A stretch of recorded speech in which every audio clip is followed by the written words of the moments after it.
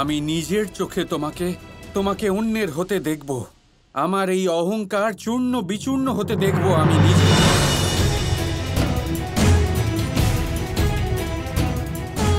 যখন কৃষ্ণ আমাকে নিচে নিয়ে যাবে, আমার হাত ধরে আমাকে মণ্ডপ অব্দি নিয়ে যাবে, এই শেষবার তোমাকে আবার আমার শক্তি হতে হবে কৃষ্ণ। সখীর ইচ্ছে আমার জন্য আদেশ।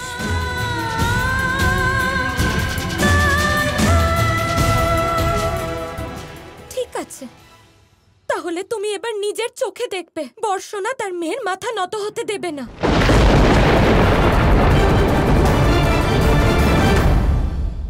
কে আছে এখানে যে আমার সাথে বিবাহ করবে? বলুন। না রাধা, তুমি কারোর সামনে মাথা নত করবে না। তোমার বিবাহ হবে, কালকেই হবে। আমার পুত্র আয়ন তোমার সাথে বিবাহ করবে রাধা।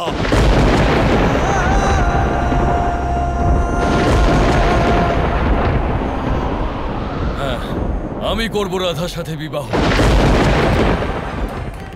রাধার কৃষ্ণর ব্যাপারে যা যা বলা হয় তা শোনার পরে বহু মানুষ এই প্রস্তাবে অস্বীকার করবে, কিন্তু আমার কাছে আমার বাবার প্রতিজ্ঞার মান রাখা সবচেয়ে বড় ব্যাপার।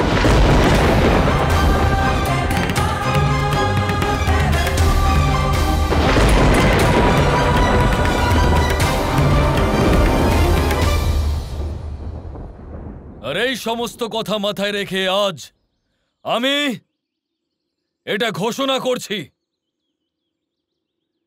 যে আমি রাধার সঙ্গে বিবাহ করতে প্রস্তুত আছি, প্রস্তুত আছি, প্রস্তুত আছি।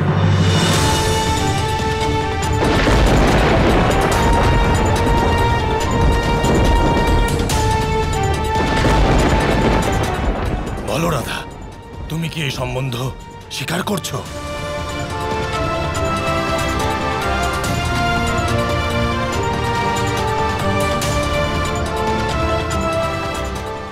রাধা, তুমি কি প্রস্তাব স্বীকার করছো?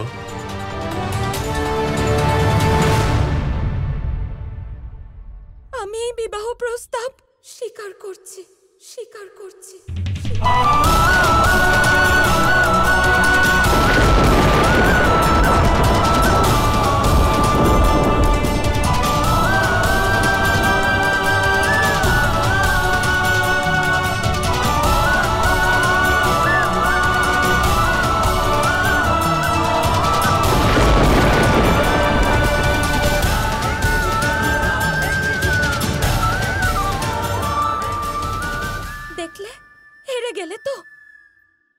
নিজের অহংকার চূর্ণ করে নিজের প্রতিজ্ঞা পূরণ করো। কথা যখন দিয়েছি তখন তা রাখবো। তোমার বিবাহতে সর্বদা তোমার আশেপাশে থাকবো। তোমার বিবাহতে স্বয়ং তোমার শৃঙ্গার করব, হাত ধরে মণ্ডপ অবধি নিয়ে যাব, তোমাকে নিজে বসাবো আর নিজের চোখে তোমাকে অন্য কারোর হয়ে যেতে দেখবো আমি রাধা। ঠিক আছে?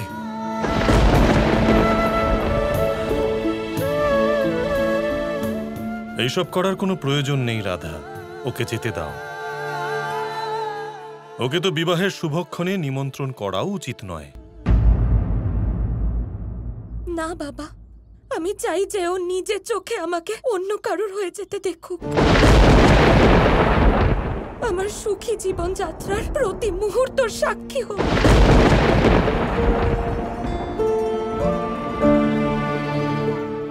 আর ও বুঝতে পারুক যে লোভে পড়ে ও কি হারিয়েছে।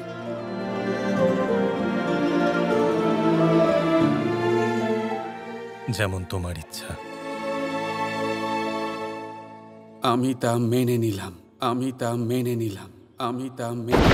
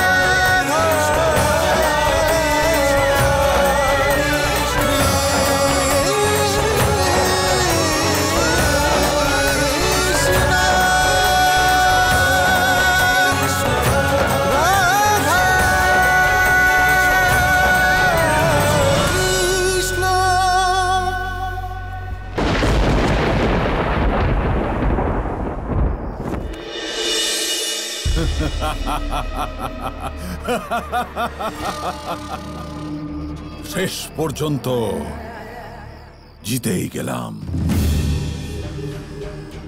রাধার কৃষ্ণকে আলাদা করে দিলাম আমি।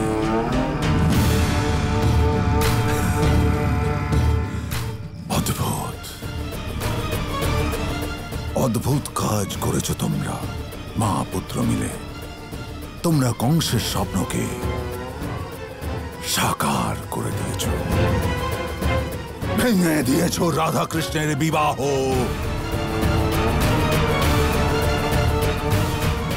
কিন্তু একটা কথা মনে রেখো, বিবাহ হতে মাত্র ৮ প্রহর বাকি। আর আমার সম্পূর্ণ বিশ্বাস ওই মায়াবী কৃষ্ণ কোনো না কোনো মায়া অবশ্যই করবে। আমার পরের খেলা রাধা কৃষ্ণের বিচ্ছেদের উপর নির্ভর করছে।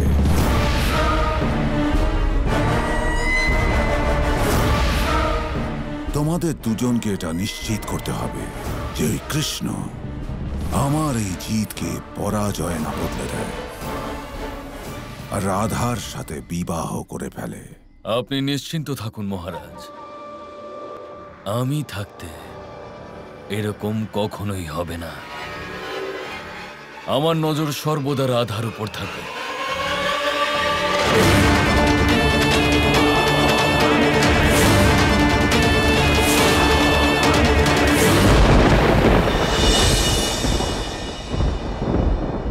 ঋষভান বাবু,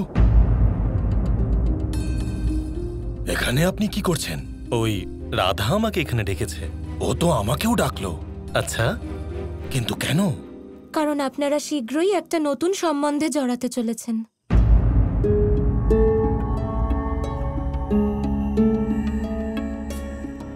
আর তাই যদি মনের মধ্যে কোনো দ্বিধা বা প্রশ্ন থাকে তা পরিষ্কার করে দেওয়াই উচিত।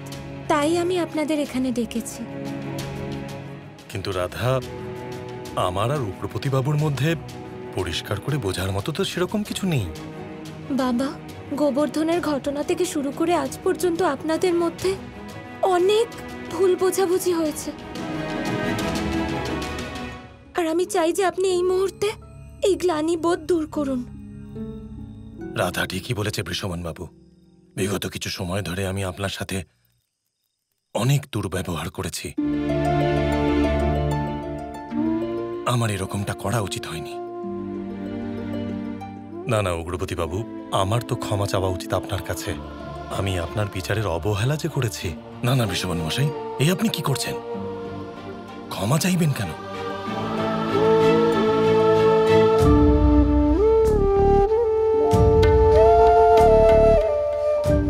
আপনি ক্ষমা চাইবেন না। আপনার তো রাধা মায়ের উপর গর্ব হওয়া উচিত।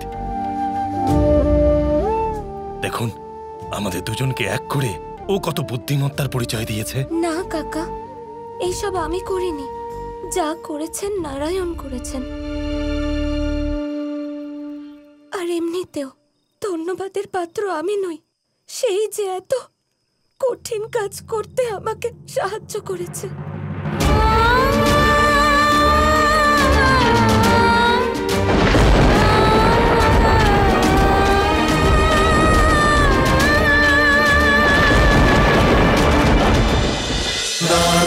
Krishna Krishna Krishna Krishna